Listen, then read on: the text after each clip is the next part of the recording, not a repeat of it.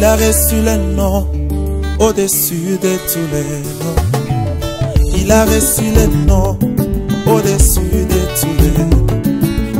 Tout genou fléchira lorsqu'on parlera de l'agneau. Tout genou fléchira lorsqu'on parlera de Jésus. Il a reçu le nom au-dessus de tous les noms. Il a reçu le nom au-dessus de tous les noms. Tout genou fléchira lorsqu'on parlera de Jésus. Tout genou fléchira lorsqu'on parlera. Ça, bien-aimé, tu vas continuer à avancer. Tu ne peux jamais être complexé. Même si cet homme, il mesure 3 mètres, il pèse 200 kilos, même si il est castard, bien-aimé dans le Seigneur, mais tu dois comprendre une chose, que cet homme, il est qu'une seule personne. Il n'a pas 4 yeux, il n'a pas 4 pieds, 4 bras, donc il est qu'une seule personne. Dieu ne regarde jamais la taille. Dieu ne regarde jamais les études faites d'une personne. Parce que si Dieu regardait la taille ou les études faites d'une personne, Dieu ne pouvait jamais choisir David pour tuer Goliath. Parce que David n'avait même pas tué. Pourquoi? N'avait même pas étudié. Pourquoi? Parce que David, il était un berger. Il pétrait les brebis de son père. Une personne qui est berger, c'est une personne qui n'a même pas étudié. Et Dieu va utiliser cette même personne pour devenir roi.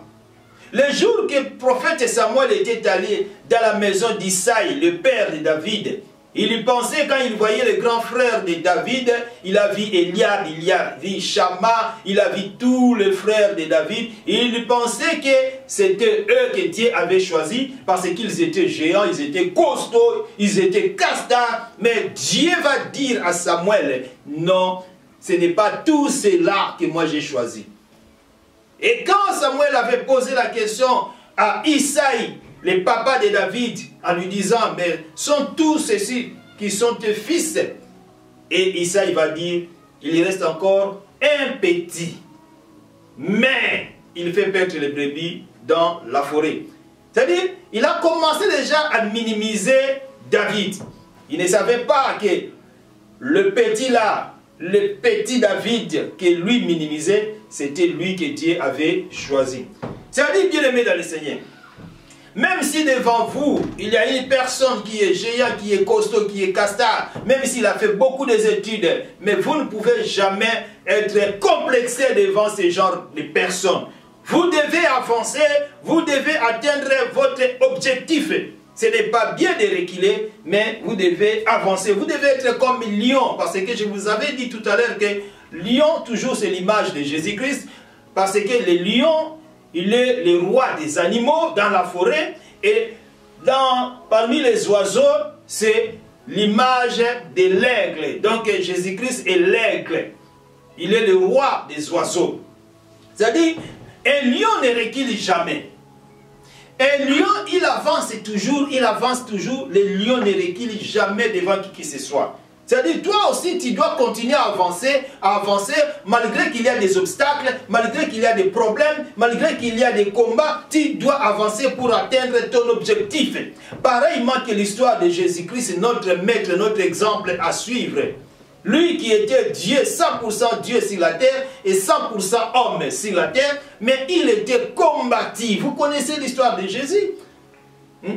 On l'avait même lapidé avant sa mort, on l'avait même chassé, on l'avait même insulté. Il a rencontré beaucoup de problèmes, il a vécu beaucoup de problèmes. Mais à la suite, or, les gens ne savaient pas que la victoire de Jésus-Christ était sur la montagne de Golgotha. Et ce jour-là, quand Jésus avait crié, Père, Père, tout est accompli. Oh, le monde était obscurci, les rideaux du voile et le voile du temple étaient déchirés d'en haut jusqu'à bas. Il y avait des tremblements de terre. Et ce jour-là, tout le monde avait crié que réellement celui-ci, il était un fils de Dieu. C'est-à-dire, s'il y a des combats qui arrivent devant vous, c'est pour vous montrer que vous avez une grande élévation, vous avez une grande bénédiction qui vous attend. Il ne faut pas reculer. Vous ne pouvez jamais reculer. Il faut avancer, avancer comme un lion. Un lion ne recule jamais, bien-aimé dans le Seigneur. Un lion avance toujours. Et un lion, il ne laisse jamais la personne qui l'a blessé. Si tu as blessé les lions n'aiment pas voir son sang. Quand il voit son sang, il va poursuivre la personne qui l'avait blessé. C'est-à-dire que si quelqu'un t'a fait du mal, bien aimé, tu vas montrer à cette personne que tu as un Dieu tout-puissant, que tu es un fils de Dieu, tu dois montrer le contraire. C'est ça. Alors, qu'est-ce que je voulais dire? Que même si cette personne est plus géante que vous, même s'il a beaucoup étudié, il a des belles maisons, il a beaucoup d'argent, mais il est qu'une seule personne. C'est-à-dire que Dieu est capable de faire aussi des miracles en toi. Bien aimé, si toute cette personne-là que vous voyez, même s'ils ont touché au fétiche, ils ont sacrifié les membres de leur famille, mais nous devons comprendre que vous et moi, nous avons sacrifié Jésus-Christ. Jésus-Christ était mort sur la croix pour nous enrichir, pour nous bénir, pour nous protéger contre le mal, contre les esprits des démons, des sorciers, des magiciens.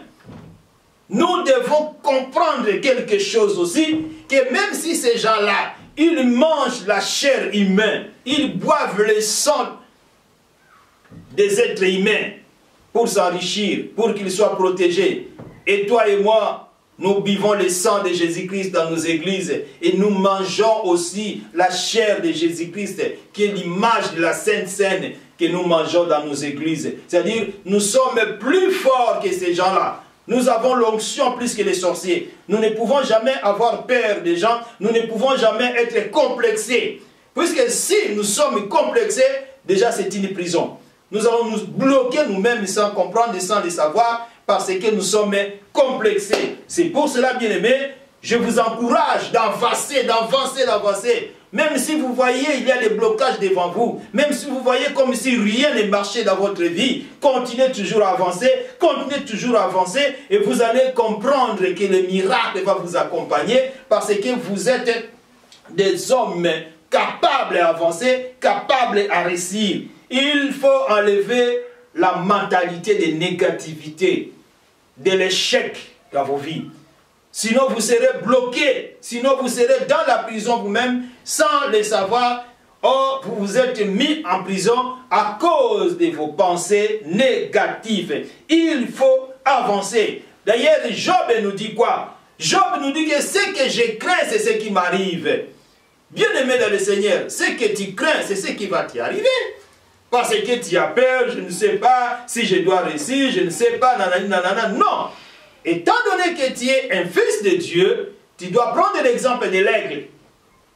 L'aigle est un oiseau qui pèse de 3 à 6 kg et demi, mais il est capable de descendre sur la terre pour tuer un animal qui pèse 40 kg et pour l'arracher, l'emmener jusqu'au-dessus des montagnes. Chose impossible. C'est vraiment impossible. Mais si l'aigle le fait, c'est-à-dire que toi, tu as Jésus-Christ, tu es capable de faire même plus que l'aigle. Alors, tu dois éviter de se minimiser. Tu dois arrêter d'avoir peur. Tu dois arrêter d'être intimidé, sinon tu seras bloqué par toi-même. L'aigle n'a pas de limite pour voler ou de frontières. Comme l'aigle n'a pas de limites ou de frontières pour voler, de même toi aussi tu as la force et la puissance d'aller partout dans le monde. D'ailleurs la Bible dit, nous recommande d'aller partout dans le monde pour prêcher la bonne nouvelle. Donc nous n'avons pas la limite, nous avons eu le pouvoir de percer partout. L'aigle c'est un oiseau qui n'a pas de limite pour voler. L'aigle il peut voler en Afrique.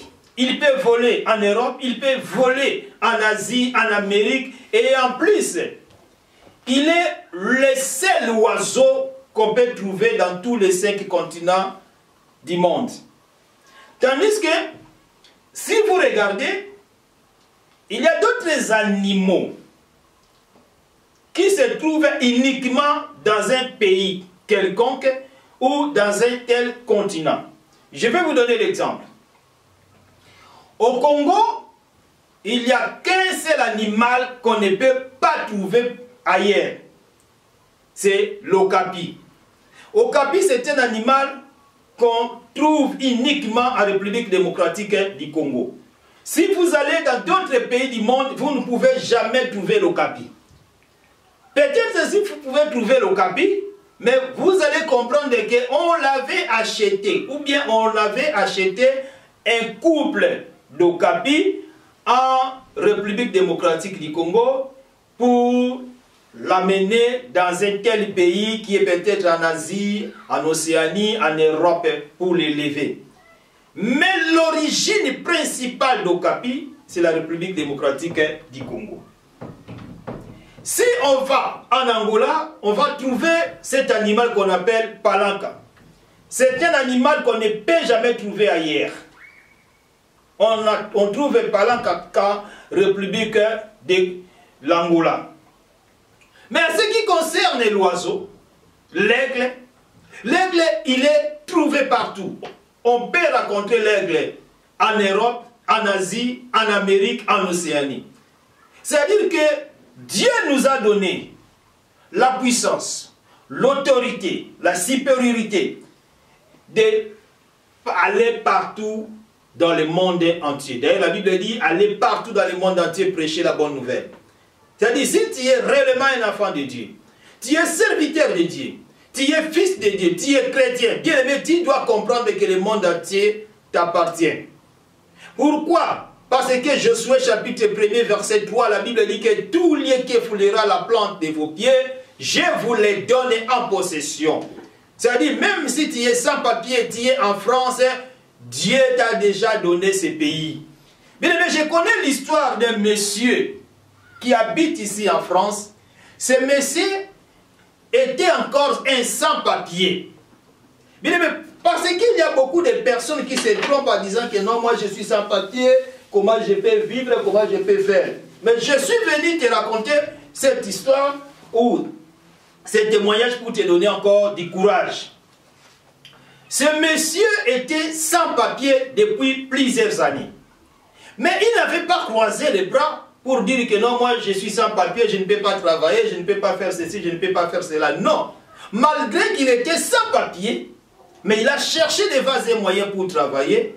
Et cet homme avait acheté 3 appartements. Un sans papier, hein, il avait acheté 3 appartements pendant qu'il était encore sans papier.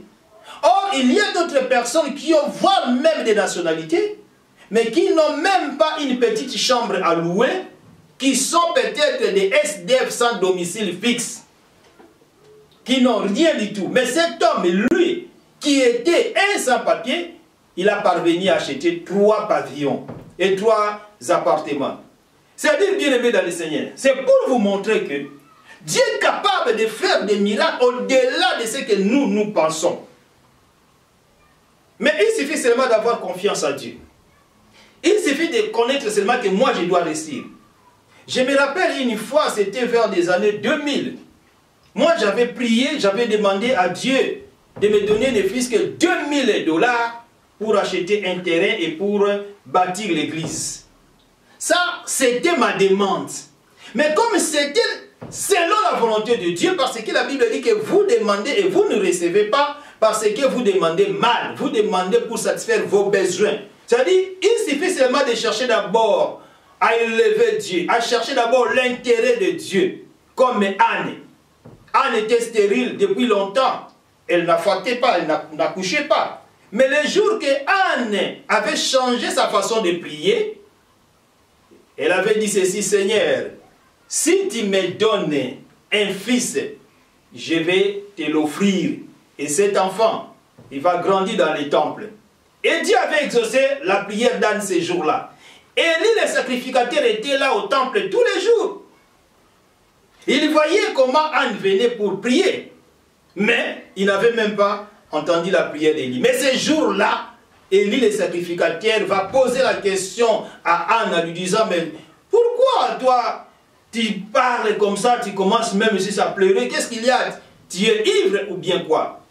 Et Anne va répondre au serviteur de l'Éternel en disant, non, je ne suis pas ivre, mais j'ai des chagrins en moi. Ce que j'ai, ça me fait mal au cœur. J'ai des douleurs en moi.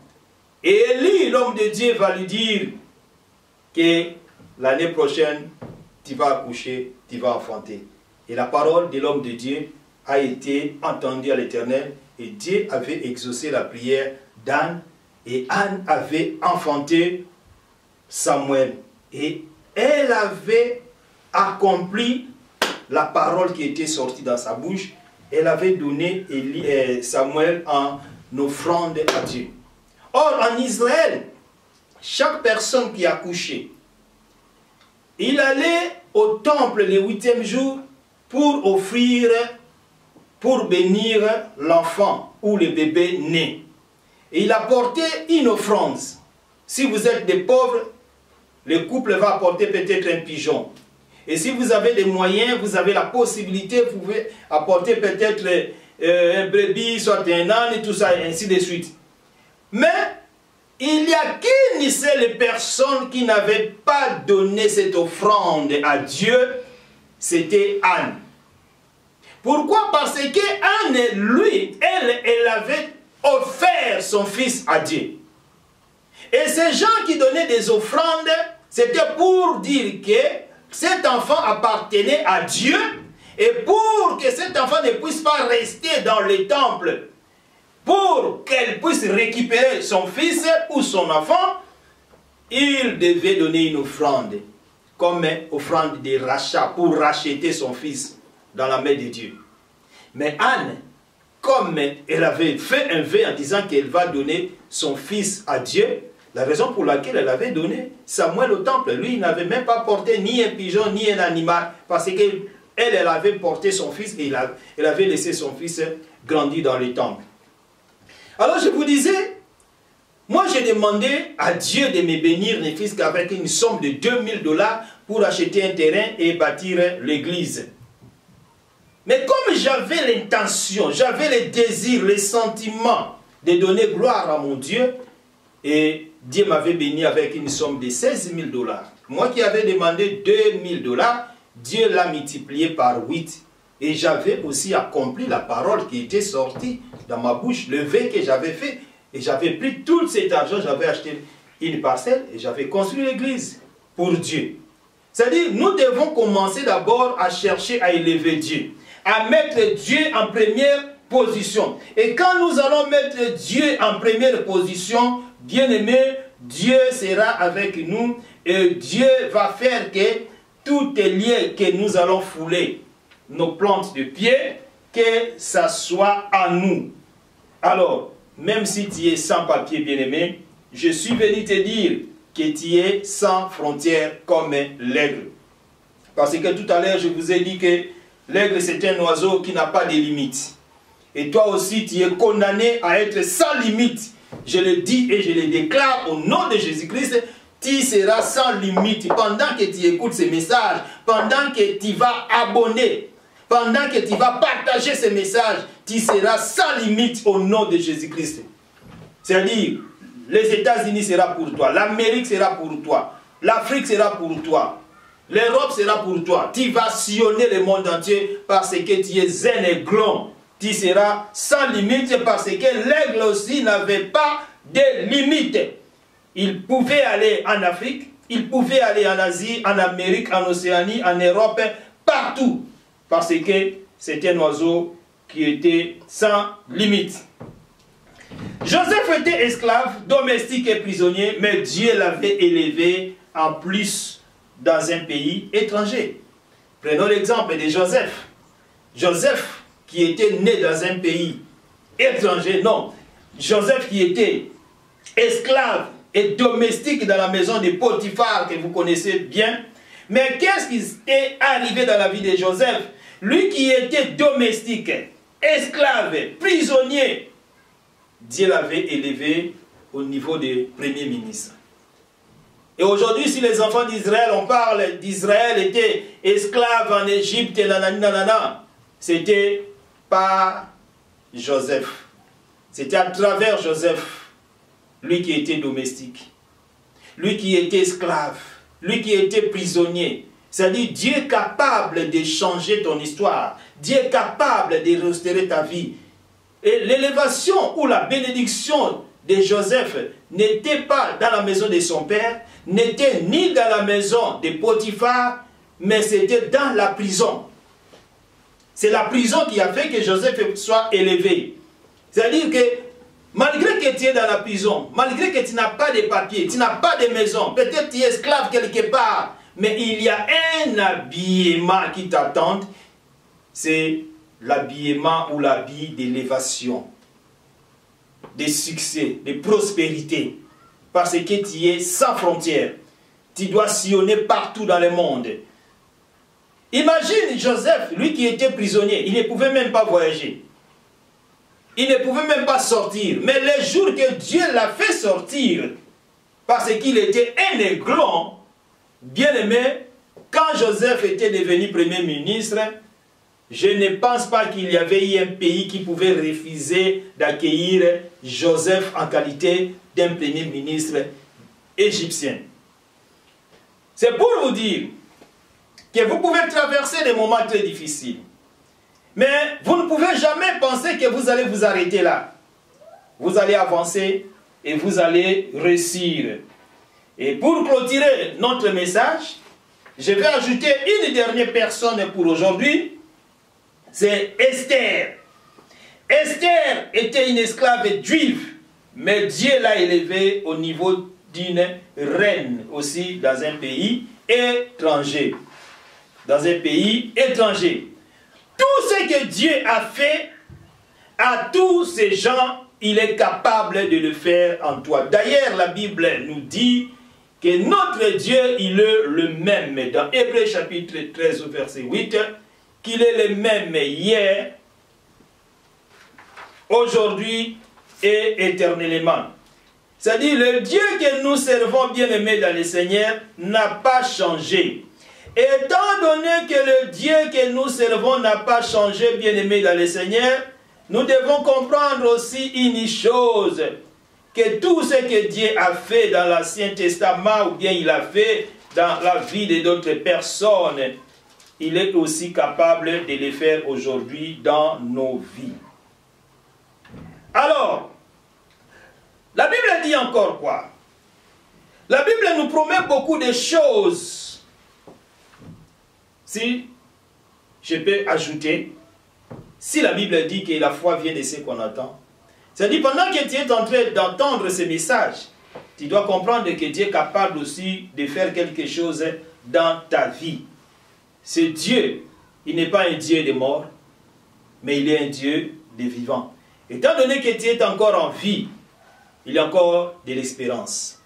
Malgré il y a des problèmes, malgré il y a des combats, malgré il y a les hauts et les bas, les hauts et les bas, la vie c'est toujours comme ça. Tu ne peux jamais rester toujours les hauts, les hauts, les hauts, les hauts. Tu ne peux aussi jamais rester toujours les bas, les bas, les bas. Non, il y a les hauts et les bas. Tu dois comprendre quelque chose, que quelque chose de bien se prépare pour toi. Parce que tu es combattu, parce qu'il y a des combats devant toi, c'est-à-dire il y a aussi l'élévation devant toi, il y a aussi la victoire devant toi.